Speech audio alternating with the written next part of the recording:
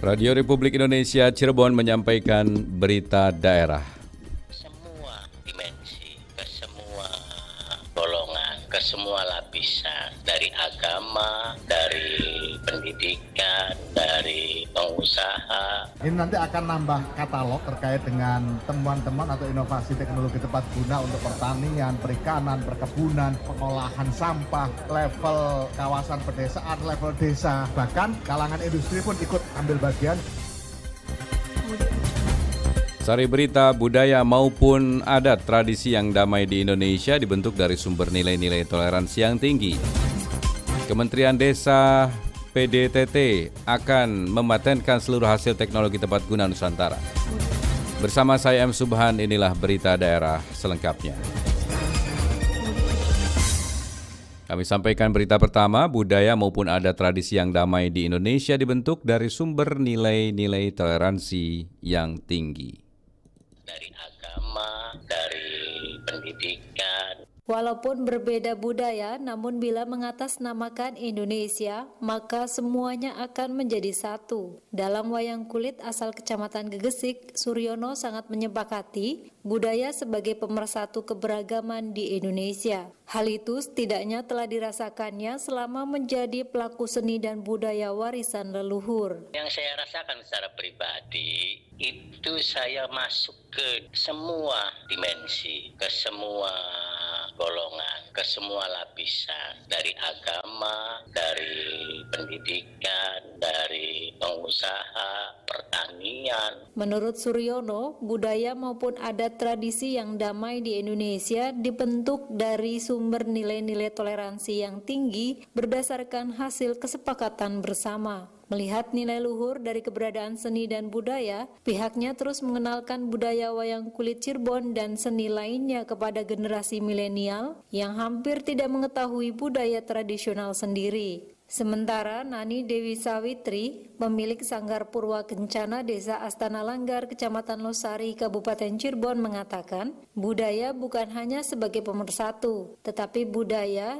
juga sangat menghargai perbedaan satu sama lain. Dengan menyelami kesenian maupun kebudayaan, sama halnya dengan belajar memaknai kehidupan. Di kesenian, saya belajar banyak tentang bagaimana memaknai hidup. Karena kesenian yang saya geluti, itu bukan hanya mengajarkan tentang skill saja, tetapi lebih kepada bagaimana belajar tentang spiritual hidup. Bagaimana caranya ikhlas, bagaimana memaknai sabar, bagaimana memaknai bahwa sejatinya hidup itu harus tetap berbuat baik, harus tetap legowo, harus tetap berbesar hati. Itu sih yang saya dapat selama ini dari cara saya berkesenian, meneruskan kesenian leluhur saya. Nani meyakini bahwa pikiran, ucapan, dan laku lampah adalah doa, sehingga segala sesuatunya harus diperhitungkan. Mengingat untuk belajar baik itu menurutnya tidak mudah, karena harus pula didukung dengan konsistensi. Untuk itu dalam menjaga nilai-nilai budaya, Nani harus mempunyai strategi, tidak patah semangat, terus bergerak meskipun tidak mendapatkan support dari siapapun, termasuk pemerintah daerah.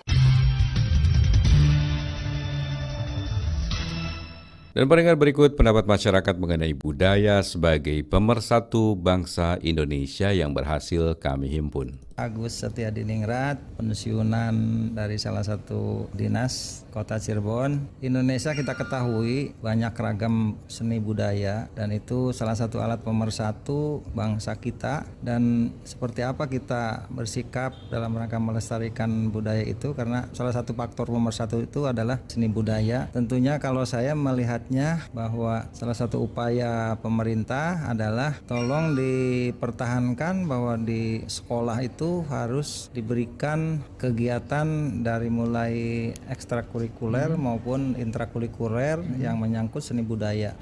Desi Mutiara, mahasiswi, turut mendukung di mana budaya itu sangat penting untuk dipelajari, apalagi dilestarikan. Khususnya di Indonesia itu beragam budaya yang dimana patut sekali generasi muda yang selanjutnya untuk meneruskan kita sebagai generasi-generasi lama bisa lebih lagi untuk mengembangkan budaya kita lebih jauh lagi. Amin.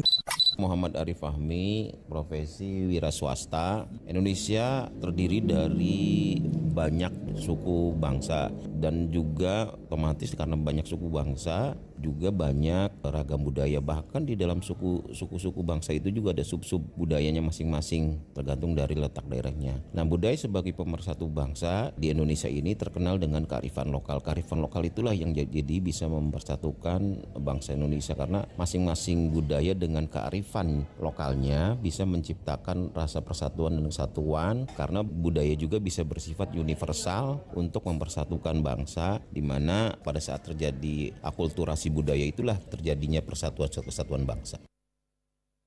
Dan untuk membahas lebih lanjut mengenai budaya sebagai pemersatu keberagaman di Indonesia, kita akan ikuti perbincangan reporter kami Alex Sunardi dengan akademisi Cirebon Dr. Arif Rahman, MSI. Pak Arif, negara kita ini memiliki banyak kebudayaan dari berbagai daerah, Pak ya. Meskipun kita memiliki banyak budaya yang beragam, tapi budaya juga merupakan salah satu pemersatu bangsa. Kalau Bapak melihat mungkin keberagaman budaya sebagai pemersatu bangsa ini seperti apa? Keragaman yang ada di Indonesia ini yang terkait dengan kebudayaan ini bisa menjadi sebuah pemersatu. Karena kita bisa saling mempelajari, saling mengetahui, saling memahami, dan pada akhirnya saling menghargai keberagaman tersebut. Dan ini membuat kita menjadi satu kesatuan yang sangat luar biasa dengan adanya perbedaan-perbedaan tersebut. Karena kita melihat itu menjadi satu tujuan yang unik dari keberagaman budaya itu, pada dasarnya adalah untuk memperkaya khasanah kehidupan berbangsa di Indonesia. Kalau kita berbicara di era saat ini, di tengah perkembangan zaman yang sudah mengalami kemajuan yang cukup pesat, kebudayaan ini mulai ditinggalkan terutama oleh kalangan generasi muda ya, Pak ya. Betul. Bapak melihat hal ini seperti apa? Jadi begini, mungkin proses pewarisan kebudayaan tersebut belum dimaksimalkan oleh kita sebagai generasi yang awal. Mungkin kita terlalu terlena dengan media komunikasi yang standar, proses pewarisan nilai-nilai budaya yang masih dilaksanakan secara standar, tanpa memahami bahwa kita menghadapi kaum milenial yang mungkin saja punya kebudayaan, punya tahap perhatian, juga punya tahap minat yang berbeda dengan kita yang duluan. Nah, ini yang mungkin sedikit banyak mempengaruhi kaum muda kita, masyarakat milenial ini, sehingga mereka tidak terlalu tertarik untuk mempelajari. Ya. Kalau untuk mengetahui, mungkin mereka masih aktif untuk mengetahui apa saja sih budaya yang ada di Indonesia. Tapi untuk mempelajari, itu mungkin sedikit mengalami kesulitan. Itulah yang membuat mungkin salah satunya kaum milenial kita kurang memperhatikan, kurang mempelajari budaya lokal kita. Kalau upaya pemerintahnya sendiri, Pak, untuk mewariskan kebudayaan yang ada di negeri ini kepada para generasi muda, ini sudah seperti apa?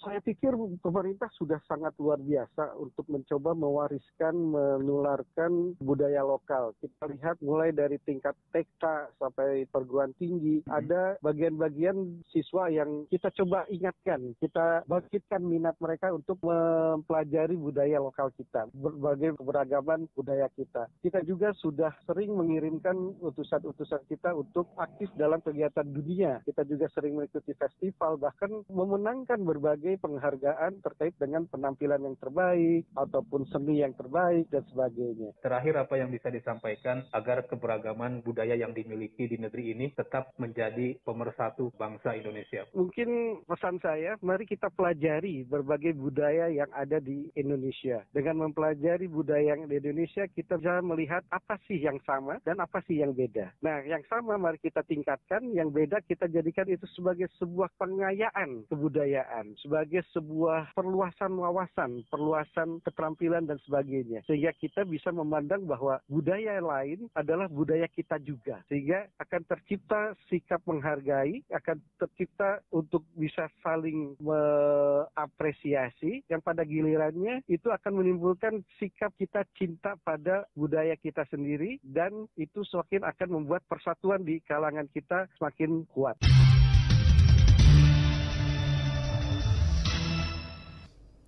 Kementerian Desa Pembangunan Daerah Tertinggal dan Transmigrasi akan mematenkan seluruh hasil teknologi tepat guna Nusantara. kalangan industri pun ikut ambil bagian di dalam gelar teknologi tepat guna Nusantara. Menteri Desa Pembangunan Daerah Tertinggal dan Transmigrasi Mendes PDTT Republik Indonesia, Halim Iskandar membuka gelar teknologi tepat guna Nusantara 23 tahun 2022 yang dilaksanakan di salah satu hotel berbintang di Jalan Bypass Cirebon. Usai pembukaan, Mendes PDTT Halim Iskandar mengatakan sejak tahun 1999, gelar teknologi tepat guna diselenggarakan rutin setiap tahun dengan tujuan untuk membuat teknologi tepat guna bagi kepentingan desa, daerah maupun provinsi. Diakui selama 2 tahun terakhir, kegiatan tersebut tidak maksimal dilaksanakan, namun tahun ini dapat terselenggara dengan meriah dan memunculkan inovasi baru. Ini nanti akan nambah katalog terkait dengan temuan-temuan atau inovasi teknologi tepat guna untuk pertanian, perikanan, perkebunan, pengolahan sampah, level kawasan pedesaan, level desa. Bahkan kalangan industri pun ikut ambil bagian di dalam gelar teknologi tepat guna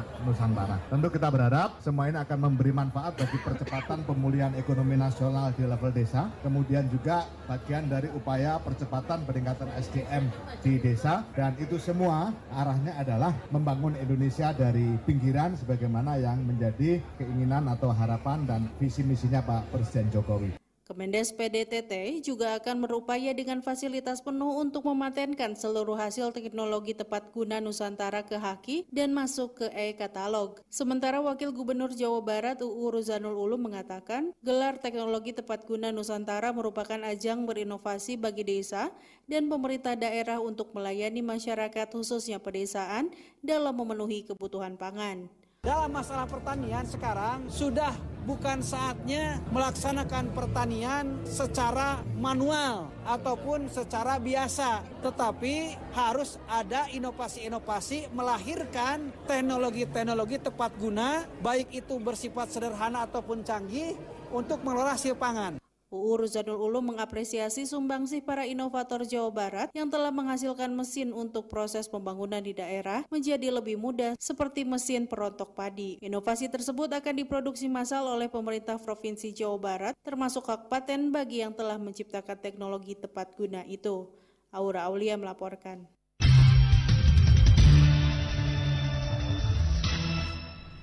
Di Kota Cirebon himbau masyarakat bijak menyikapi larangan obat jenis sirup untuk dikonsumsi.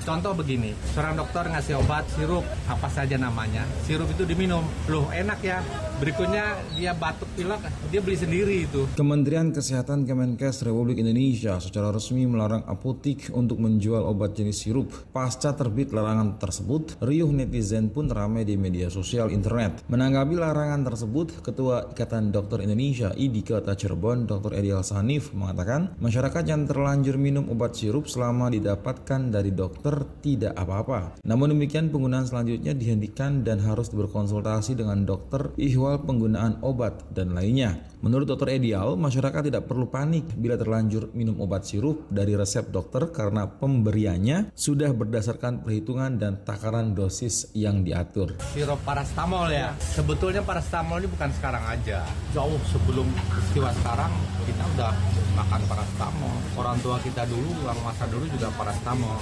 Sirup juga diminum. Nah, kenapa sekarang kok muncul adanya peristiwa gagal ginjal pada anak-anak? Ini perlu ditelusuri. Belum tahu oleh karena parastamol aja. Apakah ada di dalamnya zat-zat lain yang perlu ditelusuri? Kalau hanya sekedar menyetop sirup, seluruh sirup di stop, saya kira bukan solusi ya. Yang penting itu bagaimana mendidik masyarakat bahwa dia harus ke dokter kalau berobat. Contoh begini, seorang dokter ngasih obat sirup, apa saja namanya, sirup itu diminum, loh enak ya, berikutnya dia batuk pilek, dia beli sendiri itu. Begitu nggak sembuh, dosis dinaikkan terus seperti parastamol. Mungkin sama dokter dikasih 1 sendok, tapi karena batuk pileknya ada sumber infeksi lagi, panasnya nggak turun. Jadi bukan 1 sendok lagi, 1 sendok teh jadi 3 sendok teh, bahkan 4 sendok, bahkan 4 sendok makan terus dikasih. Nah ini kan dari overdosis. Overdosis akan mengganggu fungsi ginjal. Bukan hanya parastamol, ibuprofen sirup juga berpengaruh pada ginjal. Sehingga kalau dikasih ibuprofen sirup misalnya oleh dokter, pertama dia merasa loh anak saya kok sembuh, panas turun. Tapi berikutnya batuk pilek lagi, dia minum ibuprofen loh kok nggak turun panasnya. Dosisnya dinaikkan sendiri dan itu yang akhirnya menyebabkan overdosis, gangguan fungsi ginjal. Lebih lanjut, Dr. Edi Al-Sanif juga menghimbau kepada masyarakat untuk tidak membeli obat sembarangan, apalagi tidak menggunakan resep dokter karena hal tersebut tidak dianjurkan dan memiliki nilai resiko negatif ke depannya. Aji Satria melaporkan. Berita olahraga.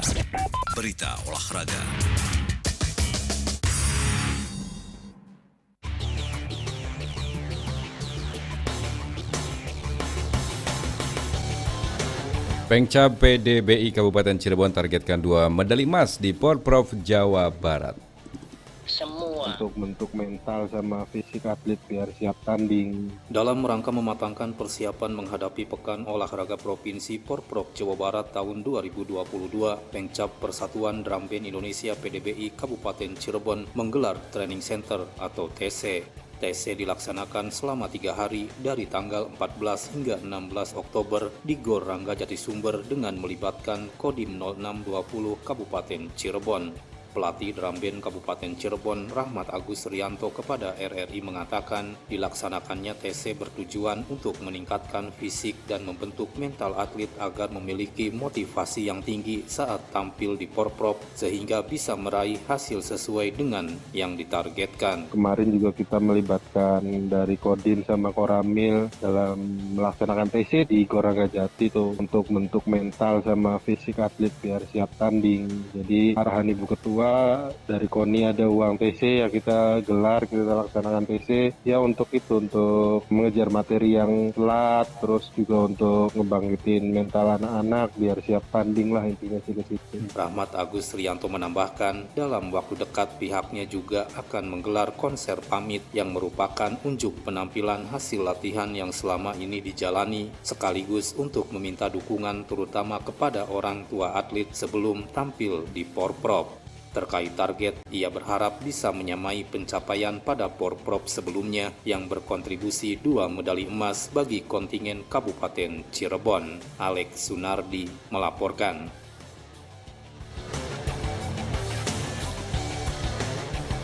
Laporan dari Alex Sunardi menutup rangkaian berita daerah untuk pagi hari ini. Saya M. Subhan, selamat pagi. Demikian rangkaian berita aktual pagi ini dalam Buletin Berita Daerah Radio Republik Indonesia Cirebon.